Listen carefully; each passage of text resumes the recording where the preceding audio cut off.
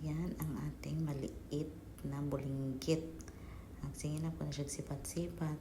No tanaw-tanaw kung kinsay musita sa iya na di siya mukatkat diha. Tanaw agad serious kay siya magtanaw kung unsaon niya pag-ambak dito sa taas kabinet. Kay mao na iyang kalaki pag may magtanaw sa iya. Hasta dyan na siyang bright kay matanaw-tanaw pa na siya kung kinsay sipat-sipat sa iyang ginakabuang karon. Awara gud o seryoso kayo na siya o tanaw-tanaw pa na siya kung mabantayan ba na siya.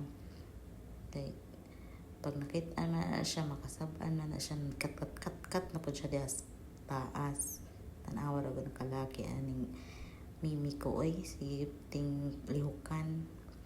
Hasta dyan kay ata pag may nagbantay tanawa ra gud. Ya pa dyan nag-sight kung saan na niya pagkat diha. Di na siya magkamao karon.